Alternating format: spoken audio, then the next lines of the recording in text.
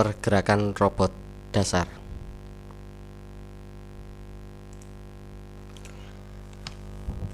Pada tutorial ini kita akan mempelajari mengenai pergerakan robot dasar. Pergerakan robot dasar ini membahas seputar pergerakan robot, baik itu maju, mundur, belok kiri, belok kanan, tanpa menghitung sensor-sensor.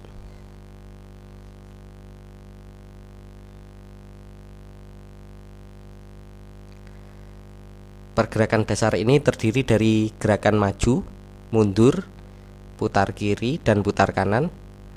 Pada pergerakan dasar ini kita tidak memperhitungkan sensor-sensor yang lain, jadi kita hanya memerintahkan roda kiri dan kanan untuk bergerak, baik itu berputar maju maupun berputar mundur. Untuk selanjutnya kita langsung saja buka program pergerakan robot dasar yang ada di folder source code. Lalu kita buka folder pergerakan robot dasar, kita double klik. Komputer akan membuka IDE Arduino. Nanti di IDE tersebut akan kita pelajari isi dari source code-nya dan maksudnya apa.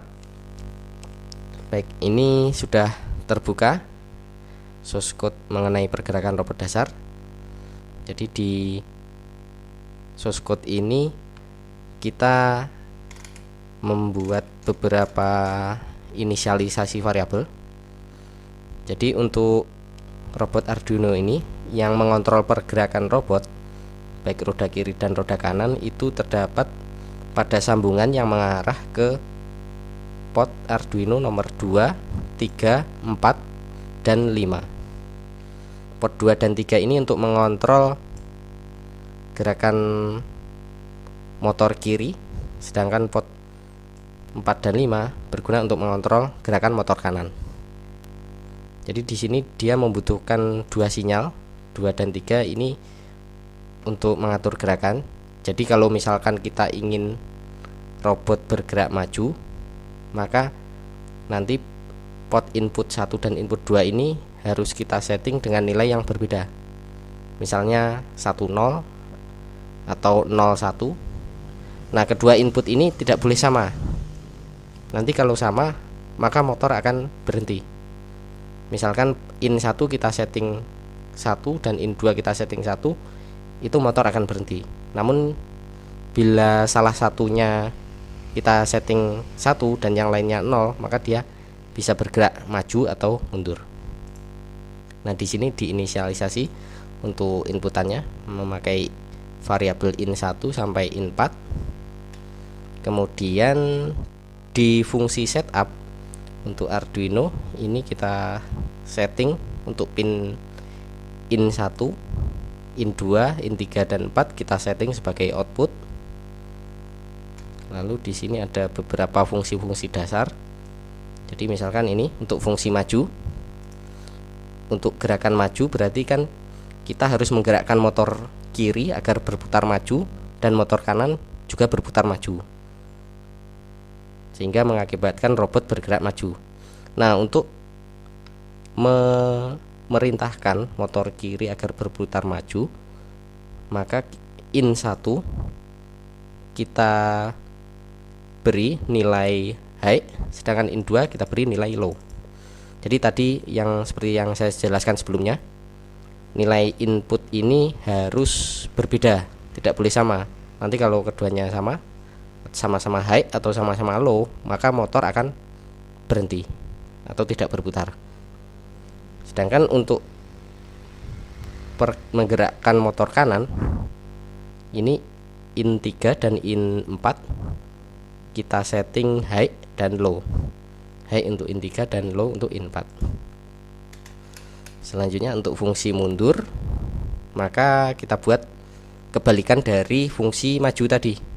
Jadi in 1 kita setting low, in 2 kita setting high, kebalikan dari fungsi yang maju. Begitu juga untuk motor kanan, in 3 dan in 4 kita setting kebalikannya, low dan high.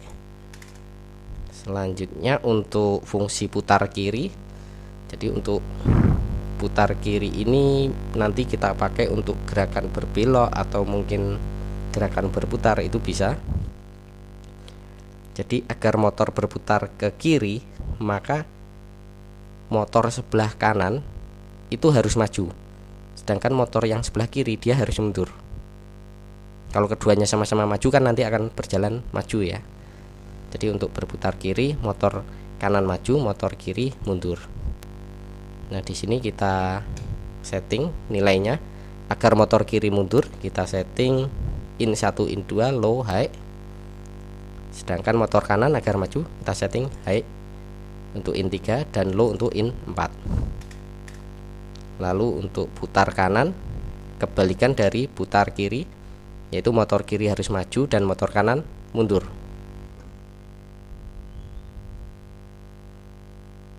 Putar kanan.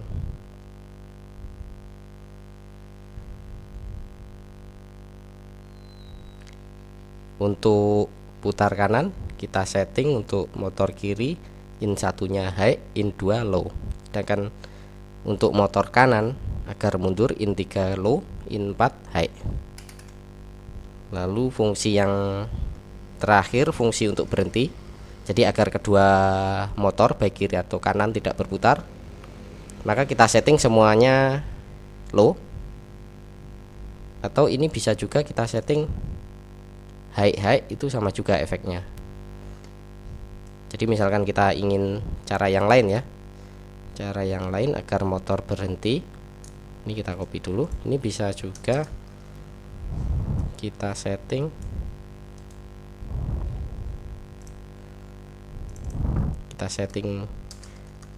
high seperti ini.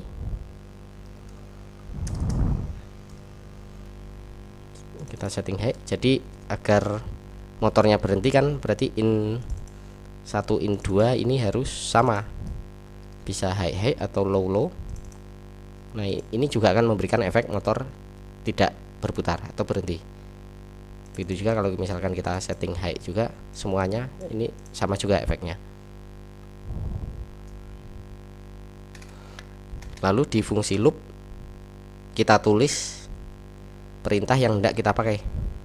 Jadi misalkan kita ingin robotnya bergerak maju, kemudian misalkan maju selama 2 detik ya. Ini untuk delay satuannya memakai microsecond, maka ini makanya kita tulis 2000 1 microsecond. Jadi ini 2000 maaf, untuk delay satuan memakai millisecond. Jadi ini untuk 2000 millisecond, ini kan sama dengan 2 second ya, atau 2 detik. Jadi misalkan kita perintahkan robot agar maju selama 2 detik, kemudian berhenti selama 1 detik, lalu berputar ke kiri selama 1 detik, lalu berputar maju selama 3 detik, selanjutnya berhenti selama 10 detik. Nah,